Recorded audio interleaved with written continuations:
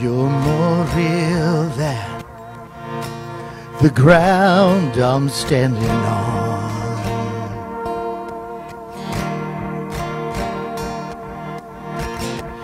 You're more real than the wind in my lungs.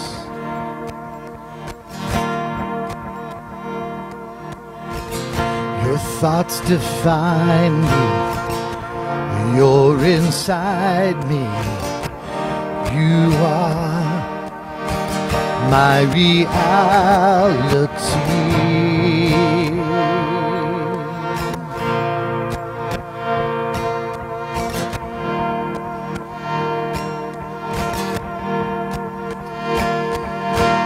Abba, I belong to you.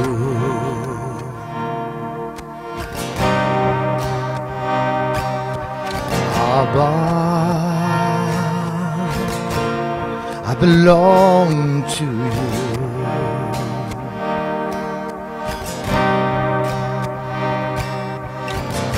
And you're more real than the ground I'm standing on.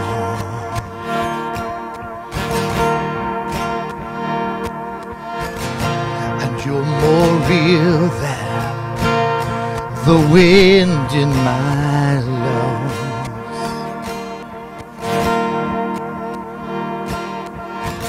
Your thoughts define me. You're inside me. You are my reality.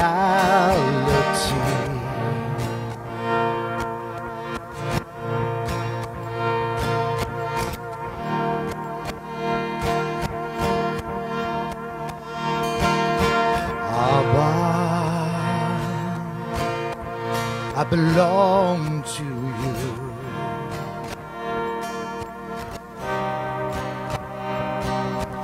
Abba, I belong to you.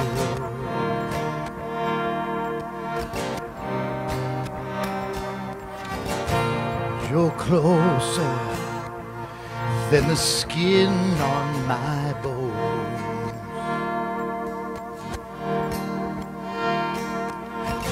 And you're closer than the song on my tongue.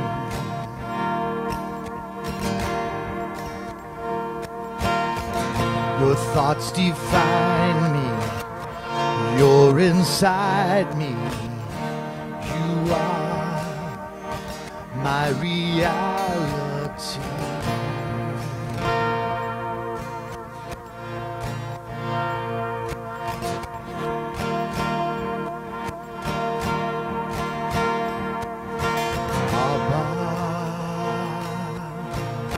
I belong to you.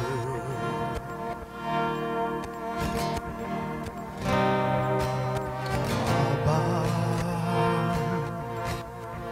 I belong to you.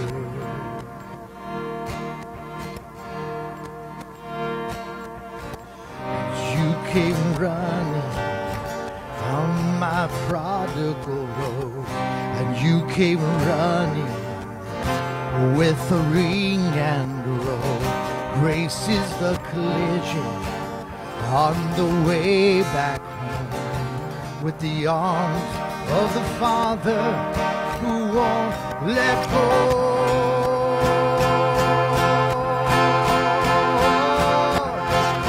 Abba, I belong to you.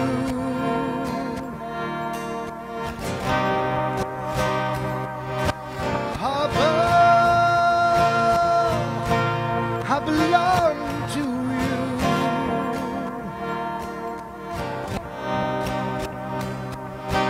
Abba,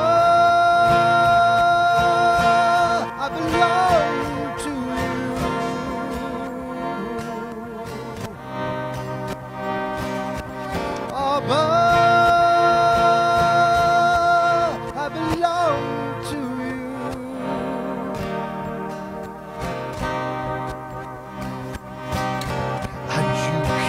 running down my prodigal road. You came running with a ring and a robe. Grace is the collision on the way back home, with the arms of the Father who won't let go.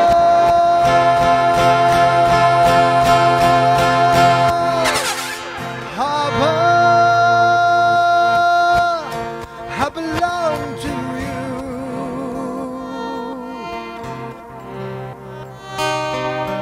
Abba,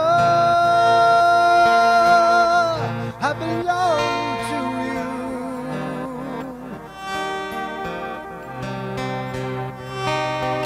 Abba, I belong to you.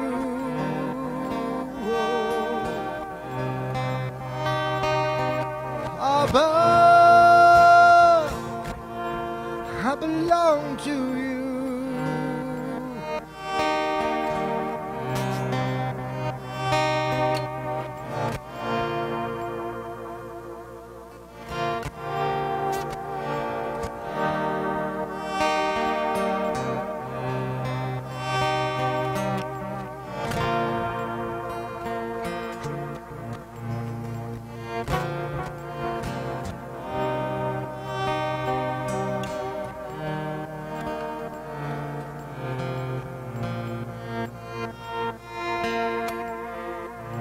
Hallelujah, hallelujah, hallelujah. Worship you, Jesus.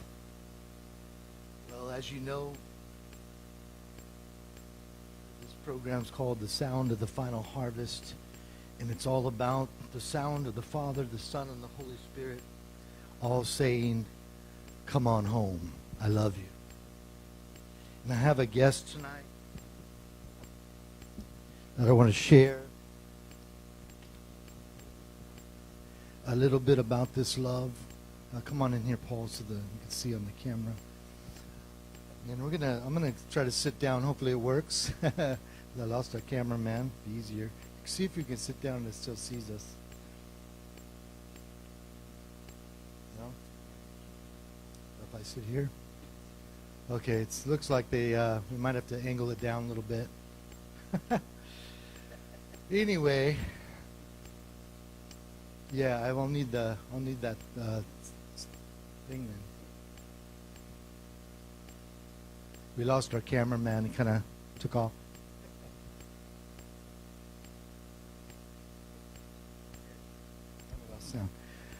So what I want to share tonight first is it's about the prodigal son. It's in Luke chapter 15, 11 and 20 through 24. So it's about the Father's love for you. This is a very powerful scripture because I was saved by the Father's love.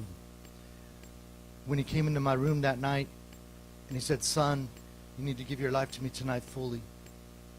And I realized I needed to give my life to Jesus Christ that the Father gave. For the Father gave his only begotten Son, that whoever would believe in him, receive him, as it says in Romans 10 and John 1:12, and then also in Romans 6:23, that he would give him the power to have everlasting life. But in Luke 15, just to read the scripture of the song we just sung, it's a certain man had two sons, and the younger of them said to his father, Father, give them the portion of goods that falls to me, the one said. So he divided them his livelihood and gave him all the riches. And not many days after, the youngest son gathered all together, journeyed to a far country, and there he wasted the possessions with prodigal living. But when he had spent all, there arose a severe famine in that land, and he began to be in want. Then he went and joined himself to a citizen of that country, and sent him to his fields to feed swine. So he lost everything. Now he's in the pig swine. And he gladly would have filled his stomach with the pods that the swine ate, but no one gave him anything. So here we have a son that belongs to a rich and wealthy father. His life was set before him, but yet he's in a pig's pen. And he's realizing it's because he decided to take his life and use it in a way it was never meant to be, that God created and gave him everything, kind of like Adam and Eve, but because of one choice, he lost everything. And it's the same with us. Sin entered into the human race, and by choosing to sin, death has entered into our lives. and we have been separated from the Father. But when he came to himself, he said, how many of the Father's hired servants have bread enough and to spare, and I perish with hunger? I will arise and go to my Father, and will say to him, Father, I have sinned against heaven and above you, and I am no longer worthy to be called your son. Make me like one of your hired servants. And he arose and came to his father. But when he was still a great way off, his father saw him. Now, if his father saw him, it's because his father was looking for him. So get a clear picture that the Father's looking for you. He's actually looking out the window, coming out on the porch, if you will, and looking, is my son back yet? Is my son home?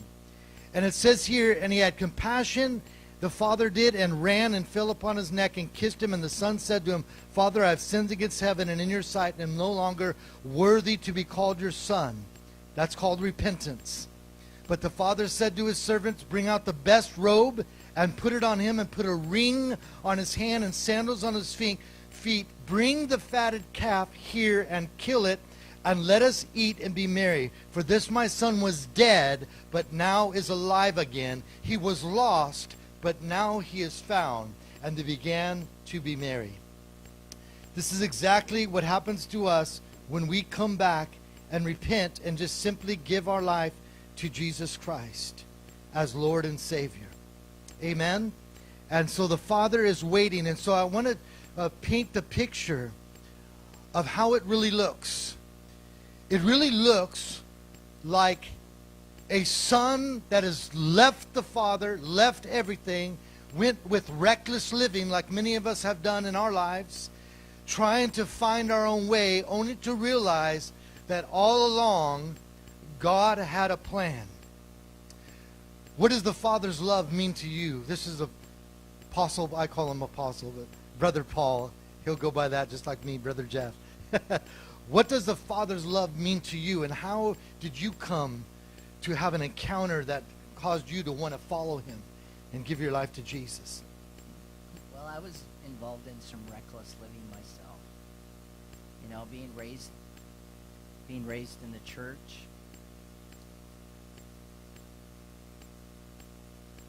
Being raised in the church and knowing the right way. And then when I was, 16, 17, 18, I was involved in some reckless living. And, I almost got killed, to be honest with you. I was with some guys that were drinking, and we almost drove a Jeep off a cliff. Wow. And then I found myself passed out in a park. And then, the Father was dealing with me because, I was raised, in the church. I was raised in a Lutheran church. But after that happened to me, the Father was really dealing with me. He was like drawing a line in the sand saying, choose this day whom you're going to serve. But he was also saying, come unto me, Come on. Don't destroy your life before it begins, Right. Think of us when we're young, we're, right around graduating from high school, and we get involved in reckless living, and before our life even really begins, we could end it. We could end it over reckless living or being with the wrong people. And so I remember very distinctly the next day after that happened, knowing that I could have lost my life, I gave my life to Jesus Christ. Come on. And I basically said, take my life and do as you please. And then, it's like the desire for alcohol or anything like that, just God took it away. And I had this hunger to read the Bible. Amen. I had this hunger to learn about him. That's exactly what happened to me. And I couldn't get enough. Like, I would like to spend hours in the Bible. Like, I couldn't get enough. And it was almost like you were getting drunk in the Spirit. Instead of with wine or alcohol or beer, now your spirit is getting satisfied because you're learning how much the Father loves you, and that he's got a better plan for you than destroying your own life. Yes, thank you, Jesus. His testimony is very similar, so I began to hunger and thirst after understanding God's Word. And it's interesting, Jesus himself these experiences, encounters we have, they're actually biblical. Jesus said, if anyone loves me, he will keep my word. He'll get hungry for the word. And my Father will love him, and we, the Father and I, Jesus, will come to him and make our home with him. So the Father actually wants to make his home with you. And he does that because you hear him and you believe that the Father sent Jesus. Because see, the Word of God says in John 3:16, for God so loved the world that he gave his only Son, that who that would ever believe in him will have everlasting life and not perish. God did not send his Son into the world to condemn the world, but to save the world. So you see the picture of the prodigal. You see Jesus saying about how the Father wants to make his home with you, just like he did with Jesus. And that's exactly what happened to me at 18 in your encounter with him as well. And then in John chapter 14 as well, verse 6, Jesus says, I am. It's interesting because in the Old Testament, God said, I am. So we know the Father said, I am, and here's Jesus saying, I am. How does that work? Well, he said, I am the way, the truth, and the life. There is no other way to the Father but through the Son, Jesus Christ. And it says here in John 14, 6 through 10, that he was talking so much about the Father and telling the disciples that were close to him that they got so excited and almost frustrated, if you will. Philip said, okay, enough about the Father already. Will you just please show us him already? And it's interesting, this is the scripture where Philip says, down if you read later in 8, 9, and 10, show us the Father, and then we'll be satisfied. What's interesting is Philip said something very prophetic. Show me the Father, and that's what will bring me satisfaction. When I got saved by hearing the Father's voice and asking Jesus to be Lord of my life, quitting the band and getting saved, truly saved, I all of a sudden became satisfied. Like I ate the best meal and I knew I was going to heaven. I didn't have to worry about death no more. Isn't that interesting? And that's exactly what happens. But Jesus says to Philip, you keep asking me to show you the Father. Have I been this long with you, and yet you don't know who I am? He uses that word I am again. Interesting. And it would almost seem blasphemous because in our natural mind we don't understand that Jesus came out of the Father. So he is the Father, and the Father is the Son is the Father. They are one. And he even says that here. Do you not believe that I am in the Father and the Father in me? And I'm going to have Paul share some more, but before I do that, I want you to understand some scriptures here. In Jeremiah 29, just to confirm more, this is Old Testament now. The Father speaking says, don't you know that the thoughts that I have towards you, that it's in Jeremiah 29:11, that they're good and not for evil, that I have a future and a hope for you, a plan, like the prodigal son. Son, I have a plan. It's a great plan. Well, I'm going to go do it on my own, Father. Okay, see how that works out for you. It didn't work out so good. So he came running back to the Father. But understand that it's not like religion, where you get beat up over the head, but rather the Father has his arms open wide, and we see that in the beauty of looking at Jesus on the cross. If you want to know what the Father looks like in his love towards you, look at Jesus on the cross with his arms open wide. He has a plan for you, a future and a hope. He says, and then you will call upon me, and I will hear you. And when you seek me with all your heart, then I will be found of you. And I want to say this, and I'm going to let Paul share something as well. When this word in this song, it says, you're more real than the ground I'm standing on. I just read that today. It's the first time I played this song. I've heard this song before, Abba, but I didn't know the words. I was shocked when I read that because I was at a meeting once, and I was worshiping my heart out, and the power of God was moving. I was feeling great. I was worshiping Jesus in the heavens. But Jesus sometimes will actually appear to you and show up, and he came swooping in, and then while I'm having this amazing time, he whispers in my ear, and he says, son, the ground you're standing on isn't as solid as you think. And I'm like, why would Jesus tell me that? I'm just worshiping. What's going on? Is he trying to freak me out? But it was a powerful word because literally it made more real. Just like we live in California, the earthquake can happen in a pot or a hole. What do they call those things? Those holes that swallow things up, that just open up. sinkhole, could swallow everything up. So it was a true statement. But the Word of God, or what Jesus says, or what the Father is saying, where it talks about in Matthew 4:4, man shall not live by bread alone, but by every word that proceeds or now proceeding out of the mouth of God. We need to hear His voice. We need to have a relationship. We need to know Him. This is what will bring satisfaction. This will bring direction as you hear. More importantly, that you'll know your love no matter what, as long as you keep coming to Him and asking Him, letting Him change you and transform you. So with that being said, I'm going to let you share as you feel free. What does that mean to you, and what can you say to the people that will also help them along those lines? I believe, Jeff's whole ministry is about the Father's love, and I love that because Jesus literally came to this earth to show us who the Father was. Amen. And to show us what He was like. And I hear of stories of people dying and coming back and saying Jesus' greatest joy in heaven is to introduce people to the Father. Come on. And because Jesus came to show us as becoming man, He had to become a man to come into our world, to get on our level, to show us what God the Father is like in His attributes, in His love, in His mercy, in His grace. And like when you were elaborating on Philip saying that, show us the Father, and Jesus says, yeah. Philip, how long have I been with you? And you say, show me the Father. Come on. He's saying, what you see in me is what my Father's like. Everything you see in me is, Yeah. He's merciful. He's patient. Come He's on. kind.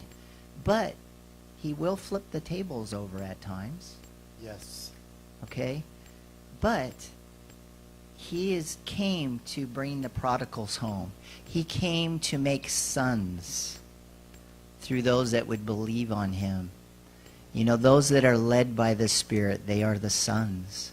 Come on. He came so that we could be born again, receive the nature of the love nature of our Father into our heart, so that we could show others the Father's love.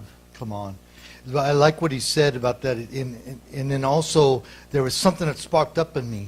See, our God is a warrior, man. Jesus had the power to remove Himself from the cross, but stayed there so that He would not lose you. He did not want to lose you. He wanted to not let you go, as the song said, and Abba, I belong to you. So He allowed them to nail Him to the cross. He could have ripped those nails out. He could have floated up the cross. He's God. He could have done anything. But He stayed there for you. And He came here as a warrior to show you what it's like to be a son submitted to a father in goodness and in love and complete submission, but then in power to raise from the dead, showing you that as the powers of death, hell, and the grave, that Satan is defeated, that our God is a mighty warrior and He is a deliverer. So if you feel like, well, how can I get set free? I feel like I'm in chains. I feel like the devil has me. Well, he only has you because you gave him permission. But as soon as you give God permission, Jesus Christ will step on Satan's head, and then He'll teach you how to do the same thing. And He'll deliver you from evil. He'll deliver you from the things that are holding you back. When I got saved, I loved rock and roll. I loved partying. I loved the band. That was my life. It wasn't a hobby. When I accepted the Father, I said, Father, come in. Jesus, be my Lord. That's what I said. I was instantly changed. I wanted to quit the band, and I did. I broke my rock and roll records of tape, threw them in the fire. I was changed instantly. God delivered me. Now that's power. How does that happen? By the Spirit of God. So the Holy Spirit wants to help you. That's why Jesus said, I must go. Why didn't Jesus just stay? He's God. Why didn't He just stay and save the whole earth? Because He wanted to send the Holy Spirit to use us like sons of God. So we can be like Jesus. Jesus came